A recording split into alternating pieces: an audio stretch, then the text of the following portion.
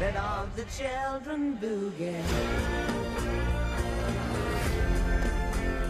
Dire qu'une de mes premières critiques sur cette chaîne, c'était Toy Story 4. Je me sens vieux là d'un coup. Buzz l'éclair, probablement un film que personne n'attendait, personne n'espérait. Quand on a vu la bande-annonce, on s'est tous dit: hein? Un film sur Buzz l'éclair? Ils avaient déjà tenté au début des années 2000 de faire une série, Les Aventures de Buzz l'éclair. Série très prenante que je vous recommande en termes d'action et d'humour, c'est vraiment cool. Zurg est tellement drôle dans cette série, sincèrement, avec sa voix de gogol, c'est génial. La quadrilogie? Oui, quadrilogie, pas trilogie. Va falloir arrêter de laisser les rageux parler pour dire que le 4 est une insulte aux autres Toy Story alors que c'est pas vrai. Donc je disais, la quadrilogie Toy Story est une excellente saga. J'adore les 4 films, les 4 sont excellents, mais évidemment quand j'ai vu cette annonce de Buzz l'éclair, je savais pas à quoi m'attendre. La bande-annonce promettait quelque chose de cool, et c'est tout. Et puis avec l'intro du film, on te dit qu'en fait, ce film existe dans l'univers de Toy Story, parce que c'est le film préféré d'Andy qui lui a donné envie d'avoir un jouet Buzz l'éclair. D'accord, ça explique certains aspects du scénario, pour autant, tout n'est pas excellent dans ce film et l'attente n'était pas forcément grande. Maintenant que j'ai enfin pu le voir au cinéma, d'ailleurs pour une fois c'est dingue, on n'a pas eu d'avant-première, alors d'habitude les Pixar on en a, qu'est-ce que j'ai pensé de Buzz l'éclair? Eh ben on va voir ça tout de suite, mais parlons d'abord de l'histoire de ce Buzz l'éclair. Ah oui, et pour ceux qui se posent la question, le film n'a aucun rapport avec le dessin animé. Donc n'essayez pas de comparer, de dire c'est quoi le rapport, il n'y en a pas, c'est une œuvre totalement différente. Alors que le ranger de l'espace Buzz s'est crashé avec toute son équipe dans son vaisseau,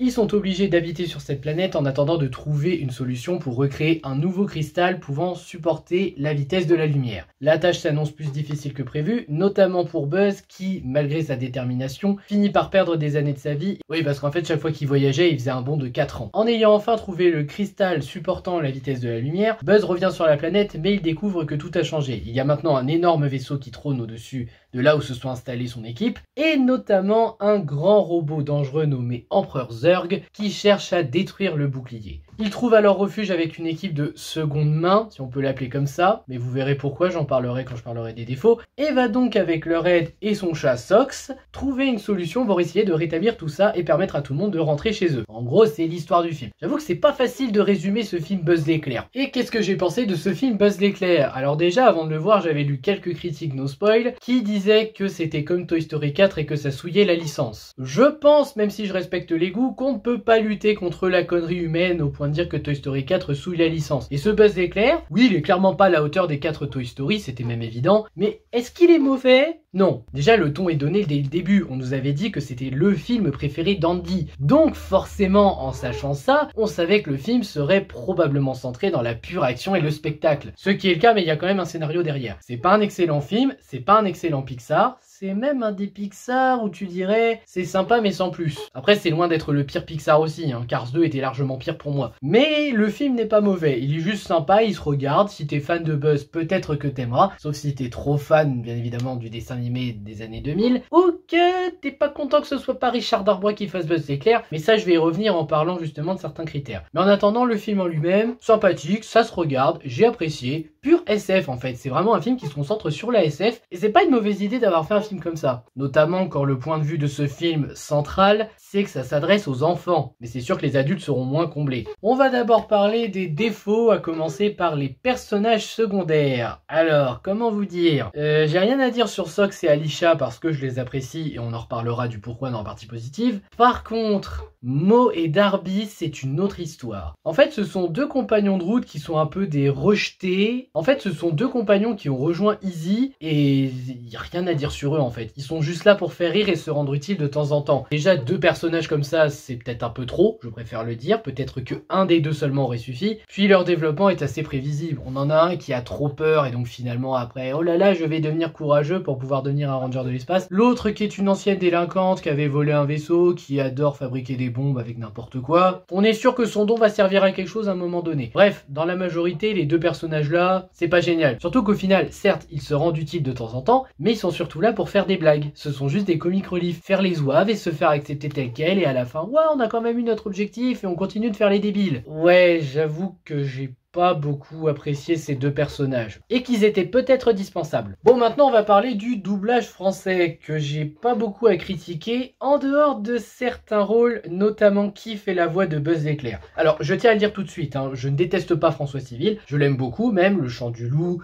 Bac Nord, j'aime beaucoup cet acteur, sincèrement je le pense, mais là je comprends pas pourquoi Pixar a fait ce choix de casting. Richard Darbois, bien sûr on le connaît, c'est la voix de Buzz l'éclair depuis Toy Story premier du nom et même dans le dessin animé c'est lui. Donc voir déjà que c'est pas Richard Darbois qui fait Buzz l'éclair, ça peut choquer mais je comprends pourquoi. C'est pas un Buzz l'éclair qu'on connaît, c'est un nouveau Buzz l'éclair issu d'un film. Et vous savez que des fois entre le film et le jouet, ou même série ou autre, on peut avoir des changements de voix. Par exemple Aladdin c'est Paolo Domingo dans les deux premiers films, mais dans Aladdin 3 et même la série animée, c'est Guillaume Lebon. Et pour autant j'ai beau aimer Paolo Domingo, ça m'a pas dérangé d'avoir Guillaume Lebon qui avait une bonne performance. Et bah là c'est un peu pareil. Normalement oui, j'aurais dit oui à Richard Darbois, même si je pense que peut-être que ça n'aurait pas collé ici, malgré que j'adore Richard Darbois en Buzz l'éclair, attention. Mais à la base, on devait avoir Adrien Antoine, quand on entend les premières bandes annonces. Et Adrien Antoine, c'est génial. Moi, je me disais, cool, comme pour Batman, c'est lui qui prend le relais, c'est génial, ça va être super, il a l'air de bien doubler. Et...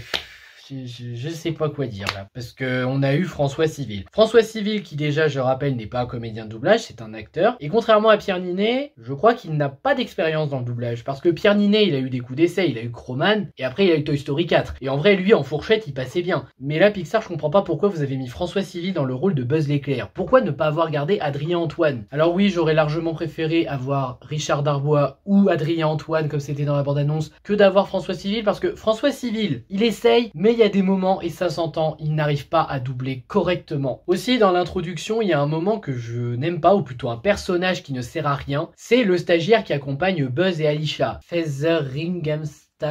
Même moi je suis obligé de le lire tellement j'arrive pas à le lire. Putain, supercalifragilisticexpialidocious, ça se dit beaucoup plus facilement que ce nom. Mais là ce mec c'est juste le stagiaire du groupe, il est là en figurant et c'est tout. Tu le vois qu'au début du film et il disparaît. D'un autre côté c'est bien parce que ça rassure de voir que le scénario n'a pas été mal écrit par rapport à un certain élément dont je spoilerai en partie spoil. Mais pour autant c'est un personnage que t'aurais largement pu ne pas mettre. Alisha et Buzz suffisaient pour l'introduction. Il y a une scène aussi que j'ai trouvé un peu étrange, c'est avec les insectes. J'ai l'impression pour ma part qu'il y a une incohérence. En fait, ils sont invisibles, en mode camouflage, donc tout va bien. Mais Sox, qui est dans le scaphandre de Buzz, se fait enlever du scaphandre. Et donc il est au-dessus. Et les insectes ne captent pas qu'il y a un petit robot qui est en train de bouger bizarrement. Je veux bien que les insectes aient un petit problème mental, mais je ne crois pas qu'ils soient aussi débiles. Donc oui, c'est un petit passage...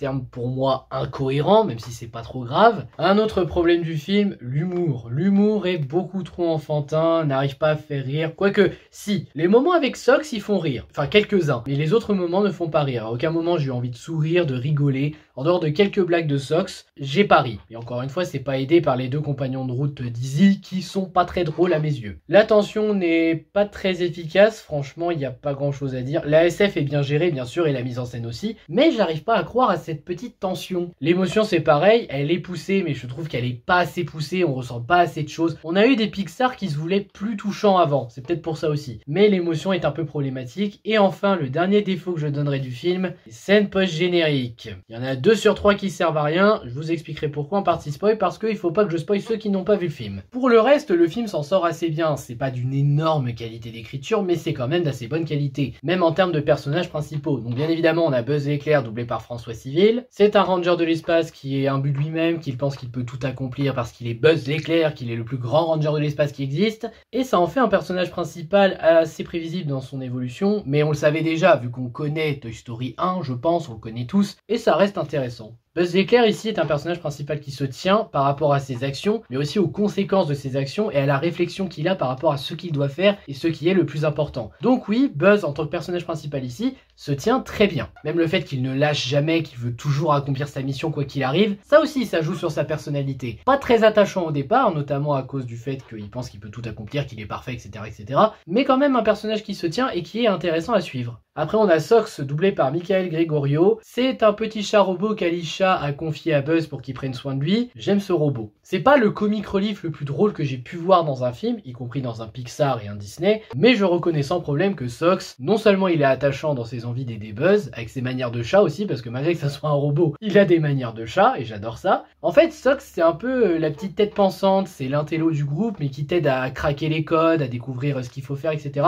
Et je trouve que ça fonctionne très bien. Sox est un bon personnage. Après, on a Izzy Hawthorne, doublée par Lina Kudry. C'est la petite fille d'Alisha, la meilleure amie de Buzz dont on parlera après. Elle voulait à tout prix, c'était son rêve de devenir ranger de l'espace, mais malheureusement, les choses se sont avérées plus difficiles, notamment avec les nouvelles manières de vivre. Après, elle est quand même pour, mais elle essaye de survivre à sa manière de son côté, tout en essayant de faire en sorte que sa grand-mère soit fière d'elle et que Buzz puisse dire que c'est une ranger de l'espace. C'est une gamine fan qui va suivre son idole, mais il y a quand même une petite partie que je regrette par rapport à ça d'ailleurs, même si je maintiens que c'est un bon personnage ici et qui est attachant, c'est qu'elle n'ait pas le côté oh mon idole est pas du tout comme je le pensais, ça me déçoit un peu. Ici c'est juste qu'elle a pas assez confiance en elle pour faire ce qu'elle doit faire et elle n'arrive pas à surmonter ses peurs. En fait elle n'arrive pas à devenir une ranger de l'espace, même pour elle-même, parce qu'elle a peur. Elle n'arrive pas à surmonter ses peurs, à faire face à l'adversité. Ça peut se comprendre. Elle a eu une belle vie avec sa grand-mère, elle admirait les rangers de l'espace, mais devenir ranger de l'espace ça s'avère plus difficile qu'on ne pourrait le croire. En attendant, c'est un personnage qui se tient, qui est assez attachante, et malgré ses erreurs, t'as envie de la soutenir, t'as envie de lui dire tu vas y arriver. Et enfin on a Alisha Hawthorne, doublée par Maïk Darragh. C'est la commandante de la base où ils se sont échoués, c'est aussi la meilleure amie de Buzz l'éclair, qui croit toujours en lui quoi qu'il arrive,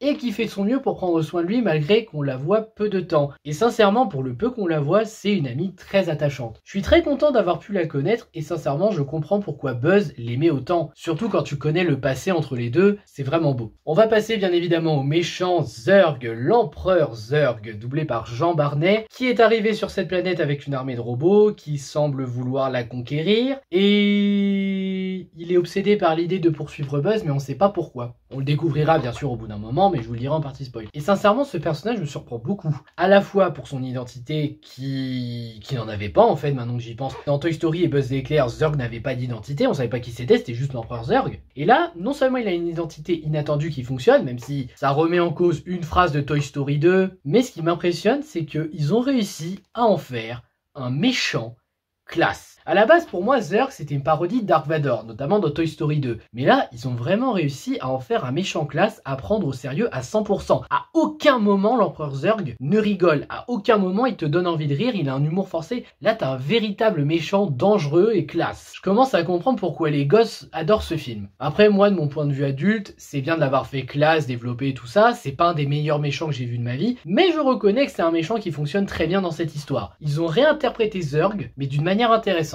Les messages du long métrage, bien évidemment, il y en a, et là j'avoue que j'en ai repéré plusieurs. Que quand tu échoues une mission, ça veut pas dire que tout est perdu, qu'il faut voir la vie du bon côté. Hakuna Matata! Qu'il faut savoir décrocher de son objectif aussi pour se concentrer sur le plus important, ça c'est d'ailleurs la leçon la plus importante par rapport à Buzz l'éclair, qu'il faut apprendre à croire en soi malgré ses peurs et essayer de les surmonter, et bien entendu qu'il faut apprendre à faire confiance à ses coéquipiers et ne pas se fier qu'à soi-même. Bon certes, il y a des moments où il faut se fier à soi, mais il faut aussi avoir confiance en ses équipiers pour mieux y arriver. Et en soi, je trouve que les messages qui nous sont donnés là sont intéressants et ce sont des bons messages pour les enfants. L'univers de Buzz l'éclair ici a été remanié de manière intéressante, sachant que là on ne se concentre que sur une planète. Imaginez ce que ça donnerait si on découvrait d'autres planètes. L'univers est intéressant parce qu'ils ont juste mis une planète alors qu'il y a une possibilité infinie de planètes après, donc pourquoi pas l'univers de ce côté-là a été réinterprété de manière intéressante aussi. La relation qui se crée entre Izzy et Buzz, une relation idole et fan, c'est assez intéressant aussi. Izzy qui apprend à mieux connaître Buzz, qui apprend de lui pour aller mieux de l'avant, mieux gérer ses peurs pour devenir une ranger de l'espace, voir aussi que Buzz reste un humain quoi qu'il arrive. Honnêtement, ça marche bien. Les scènes d'action sont très prenantes, sincèrement on sent que l'action c'est ce qui a été le plus travaillé du film, tout comme la mise en scène qui est de qualité. Et j'avoue, j'aurais été Andy à 10 ans pour voir ce film, j'aurais adoré ce film. Il y a des évolutions intéressantes à suivre dans ce long métrage par rapport à Izzy, bien sûr, qui veut devenir ranger de l'espace, mais aussi par rapport à Buzz, qui a toujours mis sa mission en priorité, qui a toujours peur de l'échec, Et c'est intéressant de voir ça. Ça apporte une évolution très intéressante du personnage de Buzz. Mais on en parlera en partie spoil, bien évidemment. Il y a quelques références à Toy Story et à d'autres trucs. D'ailleurs, je tiens à le dire sincèrement, la référence quand il arrive sur la planète, je m'y attendais pas, mais j'ai eu un sourire de gamin en mode « Oh, ça fait plaisir. Déjà que Toy Story, c'est un de mes films préférés ever. Ça fait vraiment plaisir de voir ça. » Les costumes sont d'assez bonne qualité aussi. D'ailleurs, ils ont réussi à rendre les tenues des rangers de l'espace réalistes avec des détails. Et c'est super beau. Sincèrement, j'aime beaucoup les costumes. L'animation est de bonne qualité. Malgré quelques moments prévisibles, il y a de l'inattendu qui marche bien dans l'ensemble, notamment l'identité de Zurg, mais ça encore une fois j'en parlerai en partie spoil. La dichotomie entre Buzz et Zurg est intéressante et participe à l'évolution de Buzz. La fin n'est pas exceptionnelle, mais elle fonctionne très bien et elle est méritée pour Buzz et Izzy. Les musiques sont de bonne qualité, elles fonctionnent bien avec ce qui se passe à l'image et les décors sont assez jolis. Donc partie spoil, je vais commencer par parler de l'identité de Zurg. Alors moi à la base, pour vous dire ma théorie de merde, c'était que l'empereur Zurg, c'était le stagiaire du début qui s'est fait tuer ou qui était gravement blessé et qui voulait se venger de Buzz à tout prix. Et pas du tout, je me rends compte qu'heureusement c'était pas ça, parce que ça aurait été ça aurait été un scénario un peu mal écrit. Et donc on apprend en fait que l'empereur Zurg, c'est un autre Buzz venu de plus loin dans le futur, qui en fait a pour objectif, comme le premier Buzz, de récupérer le cristal, mais cette fois pour revenir dans le passé, empêcher le crash, et donc récupérer sa vie d'avant où il reverrait Alisha et tous les autres. Et c'est à ce moment-là aussi que notre Buzz qu'on connaît a un éclair et se dit « Mais attends, mais si je fais ça, je vais supprimer les bonnes choses parce qu'Alisha a quand même eu une belle vie avec sa femme et sa fille. » Donc voilà, moi j'aime beaucoup le fait que cette identité soit inattendue, mais j'aime aussi l'évolution que ça apporte à Buzz. Même s'il y a un petit détail qui me chiffonne, c'est que si l'empereur Zurg est un Buzz du futur, pourquoi il n'a pas la même voix que le Buzz qu'on a? Alors oui, la voix ça peut changer en vieillissant, c'est vrai, mais je me pose quand même la question. C'est un détail, c'est pour ça que je le compte pas comme un défaut, mais c'est quand même un petit détail qui pointille un peu. Pour terminer, on va parler des scènes post-génériques, et c'est là que j'ai envie de râler un peu, parce que je me demande si le MCU a pas influencé Pixar à ce niveau-là. Déjà, il y a 3 scènes post-génériques. Donc, la première scène post-générique nous montre le nouvel amiral remplaçant Alisha, qui est en train de lire des documents sur son bureau. Il y a un insecte derrière qui se fait cramer par le laser de sécurité qu'ils ont créé, l'espèce de dôme protecteur, et il dit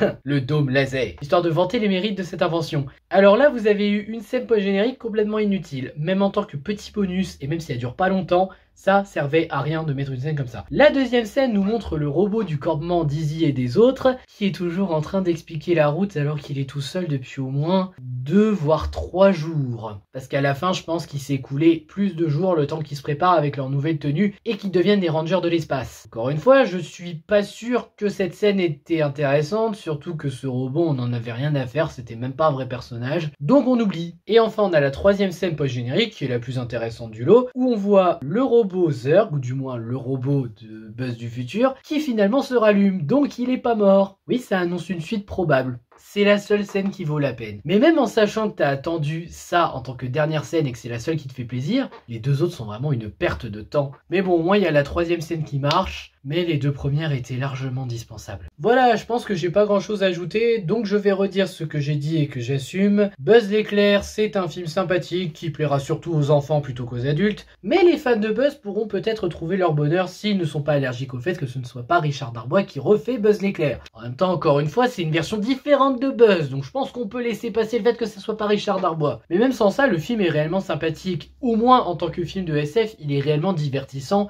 et bien fait visuellement. Donc si vous êtes tenté, allez le voir. Pour ma part, c'est clairement pas à la hauteur des Toy Story, je l'ai dit et je le redis, mais je reconnais que j'ai vraiment apprécié ce film et que malgré que je ne l'attendais pas, j'ai quand même été surpris et ça m'a fait plaisir de le voir. Sur ce, je vous remercie d'avoir regardé cette vidéo. N'hésitez pas à liker, partager, vous abonner et me dire ce que vous avez pensé du film en commentaire. Et je vous dis à bientôt pour une prochaine vidéo. Ciao!